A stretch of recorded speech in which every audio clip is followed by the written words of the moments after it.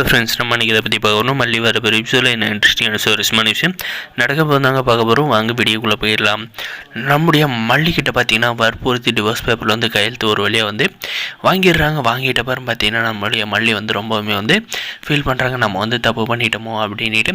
இன்னொரு பக்கம் பார்த்தீங்கன்னா நம்ம வெண்பா வந்து மல்லியம்மா வந்து வீட்டை விட்டு போயிடுவாங்களா அப்படின்ற கவலைகள் வந்து இருக்காங்க. அந்த டைமில் பார்த்தீங்கன்னா இந்தாண்டா சாக்கு அப்படின்ட்டு பார்த்தீங்கன்னா இந்த போதும் ஒன்று கிளவியும் ரஞ்சிதா வந்து எப்படியாவது வந்து வெண்பாவோட மனசில் வந்து இடம் முடிக்கணும்.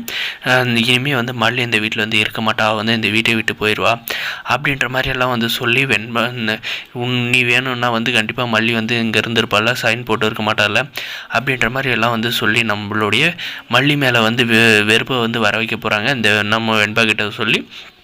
அதே சமயம் பார்த்திங்கன்னா இனிமேல் வந்து அந்த மல்லி உன் வாழ்க்கையில் வந்து இல்லை, நான் தான் வந்து இனிமேல் உனக்கு அம்மா அப்படின்ற மாதிரி எல்லாம் இந்த ரஞ்சிதா வந்து பிட்டை போடுறாங்க.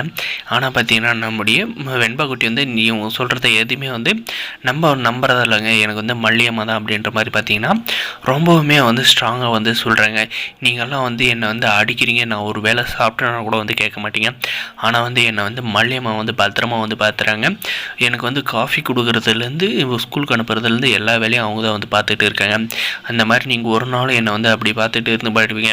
நான் வந்து டாடா கையில் சொல்லிட்டு மல்லியம்மா கையில் வந்து மல்லியம்மா போட்ட டிவோர்ஸ் பேப்பரை வந்து கிழிச்சு போட சொல்லாத நான் விட்டுறதில்ல அப்படின்ற மாதிரி வந்து சொல்கிறாங்க. சொன்னதும் பார்த்தீங்கன்னா இந்த ரஞ்சிதாவுக்கு இந்த கிளவிக்கும் போது கோவம் வந்துட்டு பார்த்தீங்கன்னா நீ இத்தினூண்டு வந்து நீ எவ்வளோ யோசிக்கிறியா, மரியாதை கேட்டுற மரியாதையாக வந்து உன் டாடா கையில் வந்து மல்லியம்மா வந்து இந்த வீடியோ விட்டு அனுப்பு, நீ வந்து ரஞ்சிதா அம்மாவை வந்து கல்யாணம் பண்ணிக்கோ அப்படின்ற மாதிரி வந்து உன் வாயால் வந்து சொல்கிற, இல்லைனா அவ்வளோதான் பார்த்துவோம் அப்படின்ற மாதிரி பார்த்திங்கன்னா நம்ம வெண்பாவை வந்து மிரட்டுறாங்க. ஏன்னா தான் வந்து நம்ம வெண்பா குட்டியை வந்து மிரட்டினாலுமே பார்த்திங்கன்னா நம்முடைய விஜய் இருக்க வரையும் நம்முடைய வெண்பா குட்டி உண்மையை மட்டும்தான் வந்து பேச போகிறாங்க.